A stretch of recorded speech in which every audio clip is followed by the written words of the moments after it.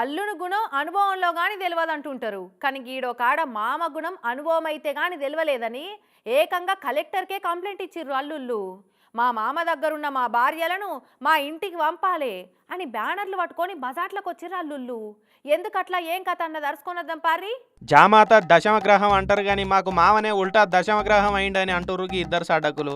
ఆ ఒక్కటి అడక్కు సినిమాలో రాజేంద్ర ప్రసాద్ సార్ లెక్క మామింటికి పోయి పాటలు పాడుతురు అటిగా. అల్లుడని పేరు పెట్టి పుల్లు ఎగిరిచేస్తే కూడా ఎగిరెగిరి పడుతుంది. అసొంటిది అత్తగారింటికి వస్తే మా మామ మమ్మల్ని ఎగిరిస్తున్నాడు. అల్లుడు వస్తుందంటే అంకరతాడు కూడా నిటారుగా నిల్చుంటది. అంటే మా మామ వస్తుండంటేనే మేము నిటారుగా నిల్చుండు అవుతున్నది.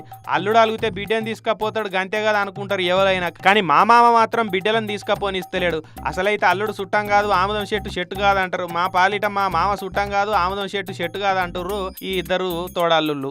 మా ఆవిడ్ని 2020 కరోనాకు ముందు ఏలూరు తీసుకొచ్చి పుట్టింట్లో పెట్టుకొని అప్పటి నుంచి పంపట్లేదు. నాకు ఒక పాప ఉంది. మా పాపని నాతో మాట్లాడనివ్వట్లేదు, మా ఆవిడని నాతో మాట్లాడనివ్వట్లేదండి. అతను కాంటాక్ట్ చేయడానికి ట్రై చేస్తుంటే ఈ విషయానికి వచ్చేసరికి అతను మమ్మల్ని హెరాస్ చేస్తున్నాడు. ఏలూరు కాడుండే శ్రీనివాస రామానుజ అయ్యంగార్ అనేటైనకి ఇద్దరు బిడ్డలట. పెద్దామను 2015 గుజరాత్లో నౌకరీ చేసే పవన్ అనేటైనకి ఇచ్చి లగ్గం చేసిండట. చిన్నామకేమో విజయవాడలుండే శేషసాయి తోటి నిరుడు లగ్గం చేసిండట. అయితే పెద్దామను పెళ్లి అయిన 2 నెలలకే ఇంటికి తీసుకొచ్చుకున్నాడట. అప్పటి సంది బిడ్డను కాపురానికి పంపుతలేడట. సేమ్ చిన్నాయనకు కూడా గదే కథ చేసిరట. అదేంది పెళ్లి చేసినావు మా భార్యలను మాతోటి పంపమంటే ఉల్టా మా మీదనే కేసులు పెడుతున్నావు, ఇది నీకు ఎట్లా న్యాయం అవుతుంది, మాకు నిమ్మలం లేకుండా చేస్తున్నావు ఏందని ఇద్దరు సడ్డకులు పోయి ఒక మాట మీదకి వచ్చి మామతో లొల్లి దిగిరట. ఆయన అలా మామ ఉల్టా ఈలనే బనాయిస్తున్నాడట.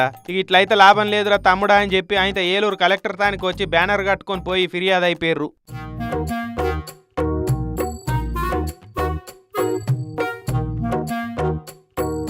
మరి ఇలా మామయ్య ఎందుకు పంపుతలేడో ఏందో కానీ చేసుకోక పెళ్లి చేసుకుంటే ఉన్న యథార్థం కూడా లేకుండా అయిందట కదా పాపం వీళ్ళకు. మరి కలెక్టర్ సార్ను కలిసి మా భార్యలను కాపురానికి పంపదట్టు మా మామ మీద చర్యలు తీసుకోమంటే కలెక్టర్ సార్ ఏం చేస్తాడు చెప్పురి. కాపురాలను కలిపే పని కోర్టులు చేస్తాయి కానీ కలెక్టర్ లేడ చేస్తారే అన్నలు. మొగోళ్లకు గిసంటి బాధలు వస్తున్నాయని అప్పట్లో నన్న పని రాజకుమారక్క పురుష కమిషన్ ఉండాలని గలమెత్తింది.